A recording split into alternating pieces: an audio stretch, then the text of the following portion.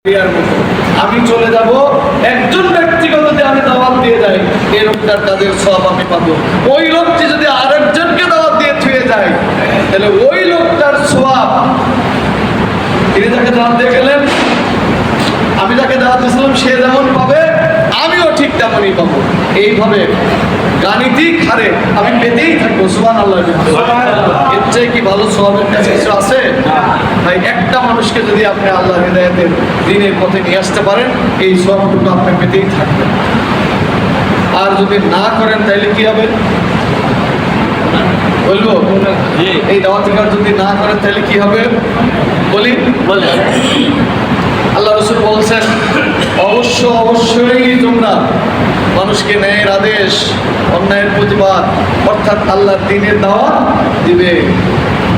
যদি তোমরা এই কাজটি না করো তাহলে আমি আল্লাহ তাআলা তোমাদের উপরে এমন লোকদেরকে তোমাদের শাসক বানিয়ে দেব, তোমাদের সবচেয়ে সমাজের নিকৃষ্ট মানুষগুলোকে তোমাদের শাসক বানিয়ে দেব। তখন তোমাদের ভালো মানুষেরা আমার কাছে হাত তুলে বহুত দোয়া করবে, আমি আল্লাহ তাআলা তোমাদের দোয়া কবুল করব। অবস্থাটা বুঝতে পেরেছেন প্রিয় ভাইরা আমার? এই জন্য দাওয়াতের কাজ এটি আমার আপনার ঈমানের অংশ। তাই শুধু এই পক্ষের মধ্যে না, আমি যতদিন বেঁচে থাকবো ততদিন এই প্রতিটি সময়ই চেষ্টা করব কোনো না কোনোভাবে আল্লাহর দ্বীনের পথে একজন মানুষকে নিয়ে আসা যায় কিনা। এই কাজ করলে আপনি কবরে চলে যাওয়ার পরও সব পেতে থাকবেন ইনশাআল্লাহ। সম্মানিত ভাইরা আমার, আমি আপনাদের কাছে ভাই হিসাবে কয়টা আবদার রাখছি? কয়টা? এখনই ভুলে গেলেন আবদার কয়টা রাখলাম? দুইটা রেখেছি। ইয়েস, দুইটা আবদার। 10 দিনে 10 জন মানুষের কাছে। কয়জন? 10 দিনে 10 জন মানুষের কাছে দাওয়াত পৌঁছাবেন। আর এই 10 জনের মধ্যে 2 জনকে ফরম পূরণ করে হবে। যদি এই কাজটি করেন, বাংলাদেশ জামাত ইসলামী তাদের নিবন্ধন বাতিল করা হয়েছে। আর সরকারি দলের মন্ত্রী বলেছেন যাদের নিবন্ধন নাই তারা তো প্রকাশ্যে রাজনীতি করতে পারবে না। আপনার অনেক বিজ্ঞ মানুষ, আপনারা এত বড় মাপের একজন নেতা এই কথাটা যে বললেন আপনাদের একটু ভেবেচিন্তে বলা দরকার ছিল।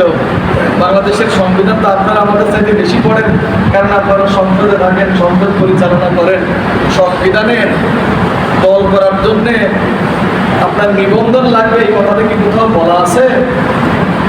এত একটা বেকেলি কথা কিভাবে আপনি বললেন আমরা তো বুঝতে পারলাম। তা আমাদেরকে এই সমস্ত কথাবার্তা বলে আমাদের কাছ থেকে বিরত রাখা যায়নি, যাবেও না। কি বলেন, যাবে নাকি? আপনারা আমাদেরকে 15টা 16টা বছর ধরে আর কি করবেন বলেন? কি করার আছে আপনাদেরকে? আমার নেতৃবৃন্দকে আপনারা মিথ্যা 100 ভাগ অসত্য মামলায় জড়িয়ে মিথ্যা সাক্ষ্য দিয়ে দুনিয়ার মুখ থেকে বিদায় করে আমাদেরকে আপনারা শেষ করতে চেয়েছেন। গোটা পৃথিবীর নন্দিত নেতা, গোটা পৃথিবীর কোটি মানুষের হৃদয়ের স্পন্দন আল্লামা সাঈদীকে আপনারা চিকিৎসার নামে হত্যা করেছেন, চিকিৎসার নামে হত্যা করেছেন। এরপরেও বাংলাদেশ জামাত ইসলামী তার জনগণ আল্লাহর দ্বীনের পথ থেকে সাইডে ছুড়ে দিয়ে সব কবরে চলে গেছে নাকি? আমরা কি কবরে চলে গেছি? সম্মানিত ভাইরা, সুতরাং বিবেকবান মানুষ, দায়িত্ববান মানুষ দায়িত্বপূর্ণ কথা বলবে। অযথা দায়িত্বহীন কথাবার্তা বলে জাতিকে বিভ্রান্ত করার দরকার নেই। আমরা এই দেশেই তো জন্মগ্রহণ করেছি নাকি?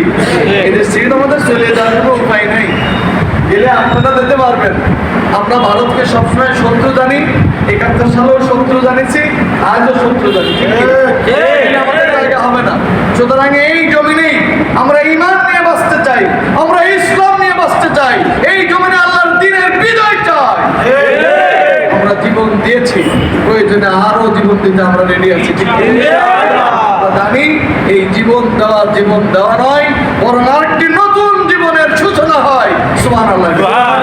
তাই আমরা শহীদ মৃত্যুর জন্য সবসময় আল্লাহর কাছে দোয়া করি। আমরা মৃত্যুকে ভয় পাই না, মৃত্যুকে ভয় পাই মুনাফিকরা। ইমানদার মৃত্যুকে ভয় পেতে প্রস্তুত ইনশাআল্লাহ। দুনিয়ায় শুধু দেখা হবে না, পরকালেও দেখা হবে। বিচার শুধু এখানেই শেষ নয়, পরকালে আরেকটি আদালত আছে, সেই কাঠগড়ায় আপনাদেরকে দাঁড়াতে হবে ইনশাআল্লাহ। সেদিন আমরা আল্লাহর দরবারে বাদী হব, আর আপনারা আসামের কাঠগড়ায় দাঁড়াবেন। কে উত্তর দিবেন, উত্তর রেডি করে কবরে যাওয়ার প্রস্তুতি নেওয়ার আমরা অনুরোধ করছি আপনাদের।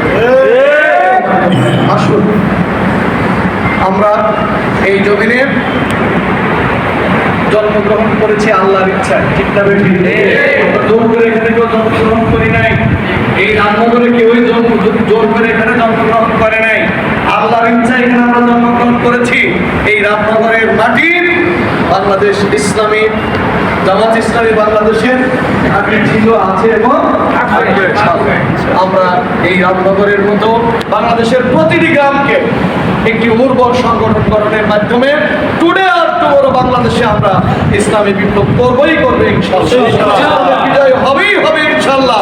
আপনারা রোধ করতে পারবেন। শেষ কথাটি বলতে চাই, আমার সম্মানিত ভাইরা, এছাড়া মুক্তির কোনো পথ নাই।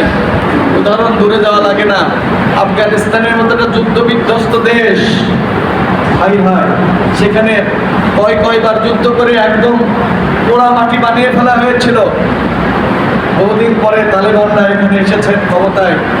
আল্লাহ রাব্বুল আলামিনের ওয়াদা কতই সত্য, ওয়ালাউ আন্না আহলাল কুরা আমানু ওয়াত্তাকাউ লাফাতাহনা আলাইহিম বারাকাতিন মিনাস সামাই ওয়াল আরদ। যদি কোন দেশের মানুষ আল্লাহকে ভয় করে, আল্লাহর প্রতি ঈমান আনে, আর আল্লাহকে ভয় করে চলে, আল্লাহ বলছেন আমি ওয়াদা করছি সেই দেশের মানুষগুলোর জন্য আসমান এবং জমিনের বরকতের দরজা আমি আল্লাহ তাআলা খুলে দেব। আফগানিস্তানের টাকার দাম এখন বাংলাদেশের টাকার দামের চাইতে অনেক বেশি, সুবহানাল্লাহ।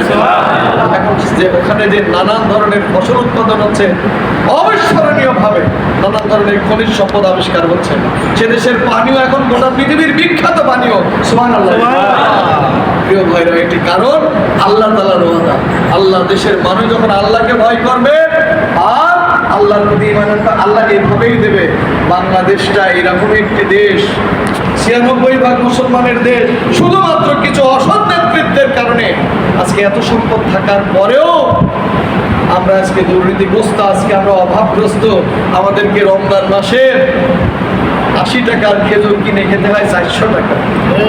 বাঙালির হাইকোর্টের কত দেখাবেন বলেন, আমরা সব বুঝি, সবগুলো খাই। এই জন্য প্রিয় ভাইরা আমার, আসুন বাংলাদেশ জামাত ইসলামের নেতৃত্বে শুধু গণসংযোগই নয়, একটি দুর্বার গণ আন্দোলনের সামনে আমরা গড়ে তুলতে চাই, যাতে জালিম সরকারের পতন হবে এবং এই জমিনের মানুষের সরকার প্রতিষ্ঠিত হবে, একটি ইনসাফপূর্ণ সমাজ প্রতিষ্ঠিত হবে। সেই লক্ষ্যে আমরা এগিয়ে যাই। আল্লাহ রাব্বুল আলামিন আমাদের সবাইকে সেই তৌফিক দান করুন, আমিন। ওয়া তৌফিক ইল্লা বিল্লাহ। আসসালামু আলাইকুম ওয়া রাহমাতুল্লাহি ওয়া বারাকাতুহু।